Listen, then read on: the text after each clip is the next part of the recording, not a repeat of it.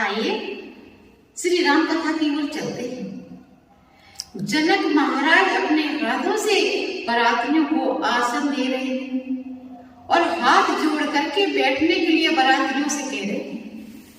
जब दशरथ महाराज के निकट आए जनक महाराज, और जनक महाराज ने दशरथ महाराज को आसन दिया और हाथ जोड़ करके बैठने के लिए कहा है, विशेष निवेदन करते हुए बैठने के लिए कहा है।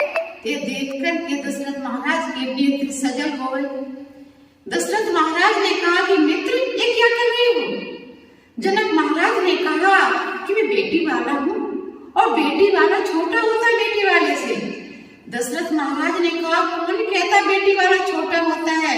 वो अपनी कन्या का दान करता है, अपनी कन्या दान में देता है, और देने वाला वैसे भी हमेशा बड़ा होता है। तो देने वाला बड़ा और लेने वाला छोटा होता है।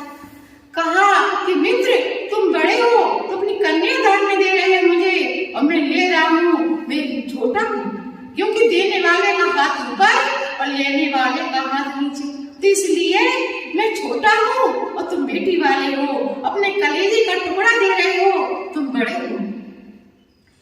इस प्रकार से दशरथ महाराज आसन पर विराजमान हुए हैं और जनक महाराज को भी अपने निकट बिठाया है आसन पर। देखिए, राजा महाराजाओं के सेवक होते हैं स्वागत करने के लिए, लेकिन जनक महाराज स्वयं स्वागत कर रहे हैं बरातियों का, आनंदित हो रहे हैं और बरातियों का स्वागत कर रहे हैं। इधर देखिए, मानस का दर्शन करा रहे हैं। जे विद राम मंडप आए और अर्घ दे आसन बैठाए। जे विद राम मंडप आए और अर्घ दे आसन बैठाए। प्रभु श्री राम मंडप के नीचे आए हैं तो अर्घ दिया है। जे विद राम मंडप आए और अर्घ दे आसन बैठाए। प्रथम बार जब दूल्हा आता घर में तो अर्घ देती है माताएं बहनें, घर की मां अर्घ देती है। जैसे अनाज जब नया आता है फसल पर तो अर्घ दिया जाता है।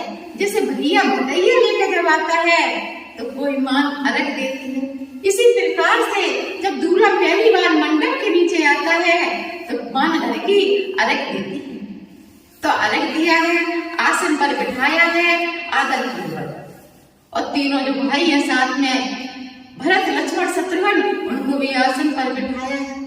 सभी आनंदित हो रहे हैं। और यहाँ पर देखिए, सभी देवता माता पिता के विवाह का आनंद लेने के लिए ब्राह्मणों के भेष में आ गए, क्योंकि ब्राह्मण को इजाजत होती है मंडप के नीचे जाने की। नाई और ब्राह्मण दो जाते हैं मंडप के नीचे, तो सभी देवता ब्राह्मण का भेष रख करके माता पिता के विवाह में आनंद लेने के लिए आए। सभी देवता ब्राह्मण के वेश में मंडप के नीचे बैठे हैं और माता पिता के विवाह का आनंद ले रहे हैं। मिथिलापुर की सखियां मंगल गान गा रही हैं, आनंदित हो रही हैं। जनक महाराज ने, सुनैना मैया ने पहले किशोरी जी के हाथ पीले किए हैं। हाथ पीले उपरांत कन्यादान किया है। सुनैना मैया जनक महाराज ने बेटी का कन्यादान किया है।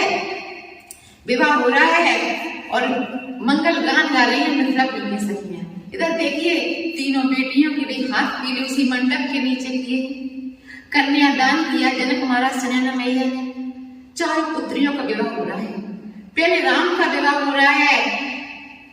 4 दूल्हा में बड़का कमाल सखियां मंगल गान गा रही हैं, आनंदित हो रही हैं। सीताराम जी का विवाह हो रहा है, सभी आनंदित हो रहे हैं। अब भामरों का समय आया है तो सीताराम जी की भामरें पड़ रही हैं। सखियां मंगल गान गा रही हैं, मानस का दर्शन करा रही हैं। कुंवर कुंवर कर भामर देही, नैन लाभ सादर सबले। कुंवर कुंवर कर भामर देही और नैन लाभ सादर सबले। नैन लाभ सादर सबले। कुंवर कुंवर कर भामर देही और नैन लाभ सादर सबले। सभी के नेत्र आनंदित हो रहे माता पिता के विवाह का, और सीताराम की भावनों का आनंद ले रहे हैं नेत्र। सभी सखियां आनंदित हो रही हैं, मंगल गान गा रही हैं और मिथिलापुरी में उत्सव मनाया जा रहा है। सभी आनंदित हो रही है, सभी देवता ब्राह्मण के वेश में बैठे हैं, माता पिता के भ्रमरों का आनंद ले रहे हैं और उसी मंडप के नीचे भरत लक्ष्मण शत्रुघ्न और तीनों कुमारियों की भ्रमरे पड़ी हैं। सभी आनंदित हो रहे हैं। अब आया है मांग में सिंदूर देने का समय। तो सीता जी के मांग में सिंदूर दे रहे हैं प्रभु श्री राम, मानस का दर्शन करा रहे हैं। राम सिया सिर सिंदूर देहि और सोहा कहन जाति विद केहि। राम सिया सिर सिंदूर देहि और सोहा कहन जाति विद केहि। सोहा कहन जाति विद केहि। राम सिया सिर सिंदूर देहि और शोभा कहन जाति विद केहि। आनंदित हो रहे हैं और प्रभु श्री राम जानकी जी के, सीता जी के मांग में सिंदूर दे रहे हैं। इधर देखिए तीनों कुमारों ने तीनों कुमारियों के मांग में सिंदूर दिया है, सभी आनंदित हो रहे हैं। इस प्रकार से चारों कुमारों का विवाह हुआ है, सभी आनंदित हो रहे हैं। विवाह के बाद जो उत्सव होते हैं वो रस्में हो रही हैं, उत्सव हो रहे हैं। सीता जी राम के मुख में भोजन पका रहे हैं और राम जी सीता जी के मुख में भोजन पका रहे हैं। सरस्वती मैया, ब्रह्माणी, गौरी मैया साधारण ड्रेस में सीता राम के विवाह का आनंद लेने के लिए आ गई हैं। गौरी मैया राम जी का हाथ पकड़ करके किशोरी जी के मुख में भोजन पका रही हैं और सरस्वती मैया सीता जी का हाथ पकड़ करके और राम जी के मुख में भोजन पका रही हैं। देखिए यहाँ पर सीता जी कम भोजन पकाती है राम लला के मुख में, क्योंकि जो सीता जी के कंगन में मणि जड़, हीरा जड़, तो उनमें प्रभु श्री राम का प्रतिबिंब दिखाई दे रहा है।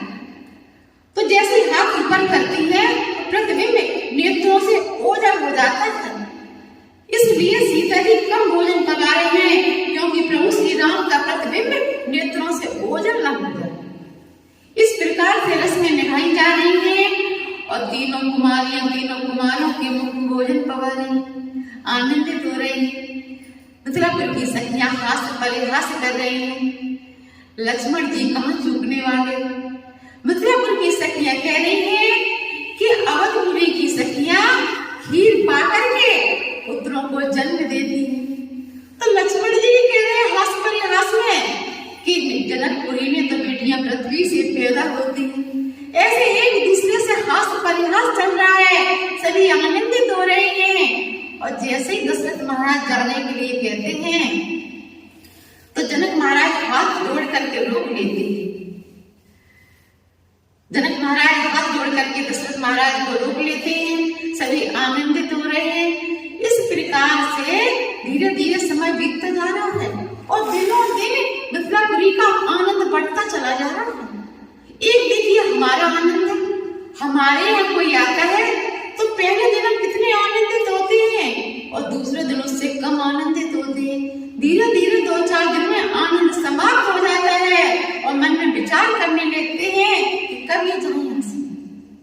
लेकिन एक देखिए मिथिलापुरी का आनंद देखिए, 3 माह तक बराबर की, लेकिन दिनों दिन अवधपुरी का आनंद, मिथिलापुरी का आनंद बढ़ता चला जा रहा है, सभी आनंदित हो रहे हैं, दिनों दिन आनंद बढ़ता चला जा रहा है। सभी मिथिलापुरवासी आनंदित हो रहे हैं, नए नए उत्सव मनाए जा रहे हैं और सभी आनंदित हो रहे हैं। आइए मैं राम कथा को एक बार विश्राम देती हूँ, पानी को विश्राम देती हूँ। तब तक के लिए जय श्री राम, जय श्री राम।